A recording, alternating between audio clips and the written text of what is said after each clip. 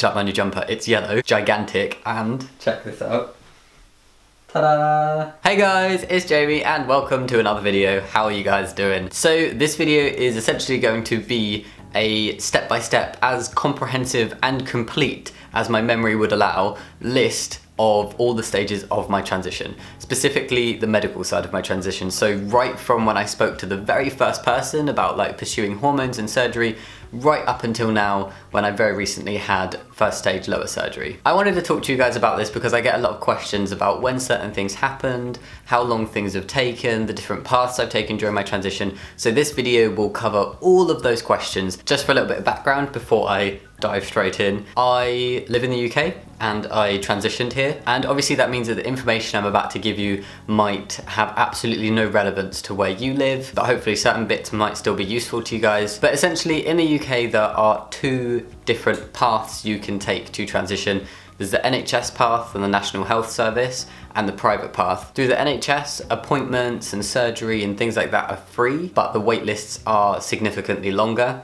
Through the private path, you pay for things like appointments and surgery, but the wait lists are significantly shorter. So each have a big pro and a big con, and it would just depend on your individual situation which one you'd go for. So yeah, I'm going to be throwing a lot of information at you guys. I apologise. To make it easier for you guys to follow, I've put a list in the description box of all the points I'm about to talk about in terms of each stage of my transition. So if you'd like to have that up or just check it out before or after or during, then go for it. So I think we should just go for it. Otherwise I'm just going to talk to you guys forever because I like talking to you. So yeah, shut up Jamie, let's just go. I need paper for this. This is hefty. Okay. You ready? You sure you're ready? You ready? Okay, here goes. Right, to begin this, we need to go right back to summer of 2011. It was about July time. I went and spoke to my GP, and this was after quite a while of like, what do I do? How do I start testosterone in the UK? What's the process? I have no idea, I'm so confused. I went to speak to my GP to ask for a referral to an NHS gender identity clinic, and he was able to tell me that I was looking at least 18 months to 2 years before I'd even be like close to starting testosterone. So it was quite a long waiting time. Immensely impatient 17-year-old me turned around and had a massive freak out and was like, I can't wait 2 years. So I went home, Google, wonderful thing.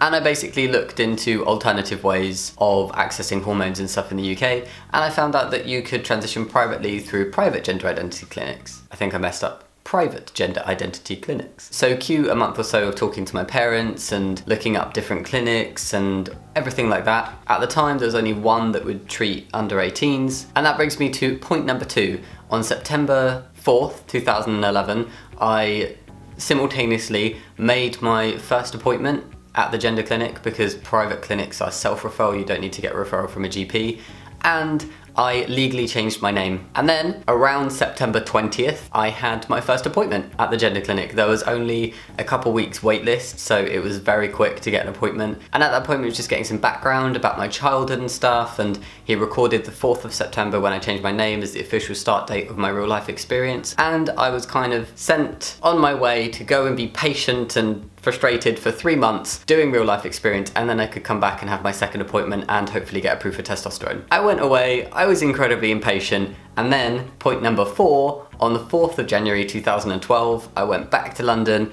I had my second appointment at the gender clinic and a counsellor appointment, because at the time that specific clinic required 2 appointments with the specialist doctor and 1 appointment with a specialist counsellor before being approved for testosterone. The end of that day came by and I was approved for testosterone and my letter was sent off. Fast forward 3 weeks, January 25th, 2012, I started testosterone. That's my T-day, yay! I was very excited that day. And then around June 2012, I had another checkup with the gender clinic, and I also got my top surgery referral. And then in July 2012, I had my pre-op consultation where I went and met the surgeon and spoke about the different options and what I wanted and stuff. I went for double incision. On August 15th, 2012, I had top surgery. So there was about 6.5 months between starting T and getting top surgery. 2 weeks later, on the 29th of August 2012, I went back for my post-op consultation where the bandages were very ungently ripped off and pulled out most of my armpit hair in the process. Shave your chest or your armpit hair. I really do advise it when you get top surgery. And the staples were taken out of my nipples.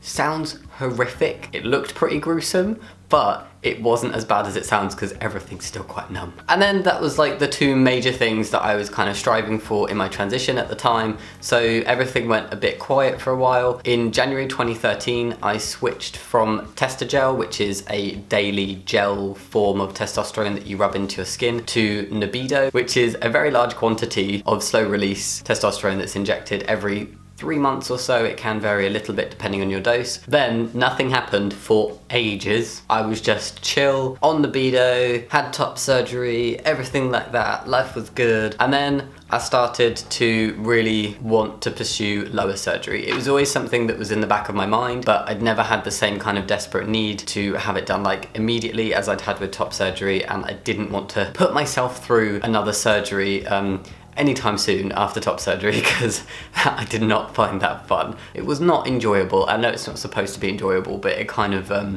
it put me off a lot, and it took me a while to like build up to feel like I was ready to pursue another surgery. Bottom surgery was something that was just not affordable privately. I had testosterone, started testosterone privately, and I paid for top surgery privately, but lower surgery wasn't an option privately. So I went and spoke to my GP and requested a referral to Charing Cross Gender Identity Clinic in London in October 2015. In January 2016, I switched from Nebido back to Testogel, and then from the referral that had been sent off in October 2015, my first appointment at Charing Cross happened in August 2016, so just under a year apart. The doctor I saw there gave me my first signature for lower surgery and said that I would just need one more appointment to get a second signature because you need 2 signatures for lower surgery. Nothing happened for another 9 months. When I had my second appointment in May 2017, it was a very similar appointment to the first one I'd had, just with a different person, going through the whole history of my life again. But I got my second signature. I can't speak today. Second signature.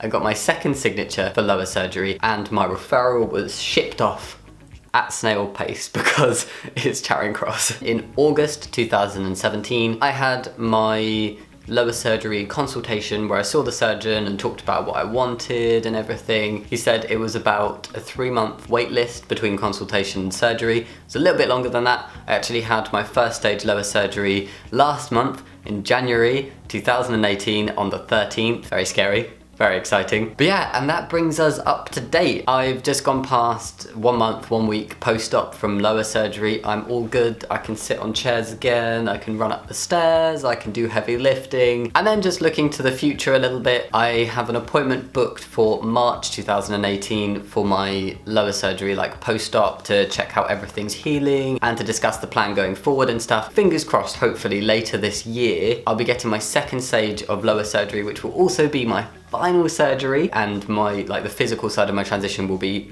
100% done later this year, hopefully. So all in all, right from the first step I took talking to my GP back in July/August 2012, right up until this point, February 2018, it's been a while. It's been about 6.5 years. Wow. This could easily have been years shorter if I'd been sure about lower surgery straight after getting top surgery, because I was 5 years post top surgery when I had my consultation for lower surgery. So I definitely could have cut that down substantially. And obviously I felt quite chilled out for most of those 5 years. I was a lot more comfortable with my body. I didn't want to put myself through any more surgeries. So it's not like for the past 6.5 years I've been constantly pushing and thinking about the next stage of my transition or anything. It was actually quite chill for about 3.5 years. But by the time I've had my final stage of lower surgery, I think it would be somewhere between 7 and 7.5 years, all in all, from start to finish of my physical transition. So yeah, that is the comprehensive rundown, guys. I hope it made sense, and it's not meant to scare anybody or make you think that it's going to take longer if you're going through the NHS, or if you're going through a different process or you live somewhere else, or to think that, you know, 7 years seems like a really long time or anything and you can't deal with that. Honestly, everybody's transition is different. Some people's will be longer, some people's will be shorter, and you don't have to have testosterone, you don't have to have any surgeries, you don't have to medically transition at all. You can do everything, you can do nothing, you can do whatever combination you want to do and what you feel you need. But I just wanted to highlight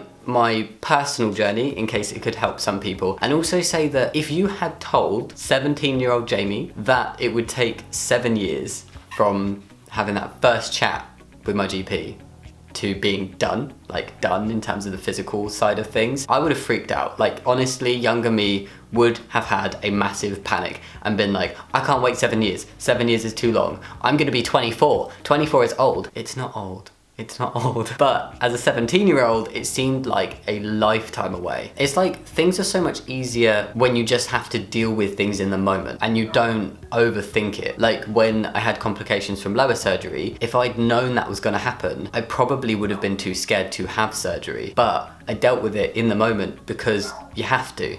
And I just pushed through it. And that's what I did through my transition. And also, it wasn't the slow, drawn out horribleness that I would have assumed it would be when I was 17 and first starting out. I didn't think about it all the time. I was very impatient about starting testosterone and getting top surgery, but when things started moving, everything felt like it moved so quick. And honestly, I can't believe it's been 7 years. I cannot believe it's been 7 years. It's felt so fast. And life just happens in and around transitioning. There's other stuff going on, but honestly, trust me, it doesn't feel like it's been 7 years. The last 7 years have been filled with, yes, frustration and impatience, but at the same time, excitement and just kind of a sense of relief and joy at what is happening to my body and how things are changing in my life and everything. So like watching the changes from testosterone and then healing from top surgery and seeing how that changed my life. And it just keeps the time moving and makes things feel like it's just flowing along quite nicely. Try not to concentrate on how much time you've got left or how long whatever stage of your transition you're in is gonna take to be over or whatever. Try not to think about the big picture and be like, okay, I'm at point blah right now and it's gonna take me X number of years to reach point 2 or whatever. Just take things one day at a time. Try and hit that next goal without focusing on how long it's going to take you to get there. Just keep pushing for it. The finish line is absolutely there and you can get yourself there and you will get there one day, and it will be so worth the time it's taken you to get there, trust me, because I wouldn't have thought it would be worth 7 years of my life. I don't feel like I've lost these 7 years or anything. It's just been this big exciting journey that has transformed my life and made me a much happier version of myself and so much more comfortable with myself and just contentness. It's been worth it. Like, oh my god, so worth it. Massive good luck to everybody, whatever stage you're in. I hope it's going well. I'm sorry this has been such a long video. I'm in a chatty mood, and you know when you're in a chatty mood you can just talk forever. Before I bore you and just carry on waffling, as always, thank you so much for watching. I will see you next time, guys. Much love. Bye.